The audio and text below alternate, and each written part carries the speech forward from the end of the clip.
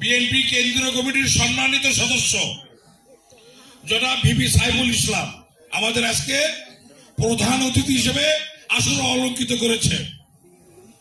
আমাদের মাঝে উপস্থিত আছেন বগুড়া প্রেস ক্লাবের সম্মানিত নির্বাচিত সাধারণ সম্পাদক আমাদের প্রিয় নেতা তারেক সাহেবের ঘনিষ্ঠ আপনজন আবুল কালাম আজাদ ভাই সহ আমাদের বিএনপি জেলা পর্যায়ে অনেক নেতা এখানে উপস্থিত, সময় যেহেতু কম, এবং আমার রাজাপুর ইউনিয়নের সম্মানিত নেতৃবৃন্দ, মা এবং বোনেরা, ভাইয়েরা, আসসালামু আলাইকুম। আমি সর্বপ্রথমে আমাদের সকলের মা, আমাদের দেশের মা, জাতির মা, দেশ নেত্রী বেগম খালেদা জিয়া আমাদের মাঝ থেকে হারিয়ে গেছে, তার জন্য তার রুহের মাগফিরাত কামনা করছি। বর্তমান বিএনপির চেয়ারম্যান দেশনায়ক জনাব তারেক রহমান আমাদের এই বগুড়ার ৬ আসনে বিএনপির মনোনীত প্রার্থী হিসেবে মনোনীত হয়েছেন। আপনাদের কাজ কিন্তু একটা করে ভোট দেওয়া নয়, কমপক্ষে একজন ১০০-২০০ করে ভোট সংগ্রহ করা।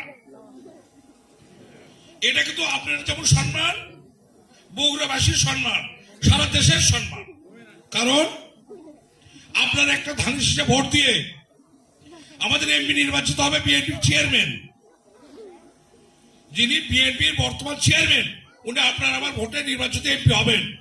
আর এই এমপি হয়ে তিনি হবেন বাংলাদেশের প্রধানমন্ত্রী।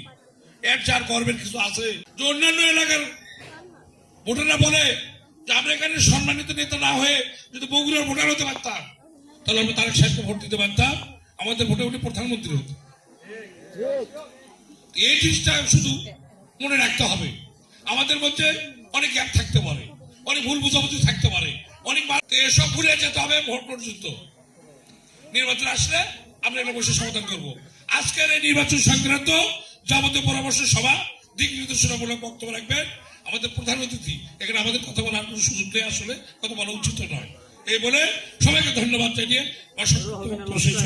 সবাইকে ধন্যবাদ। আসসালামু আলাইকুম।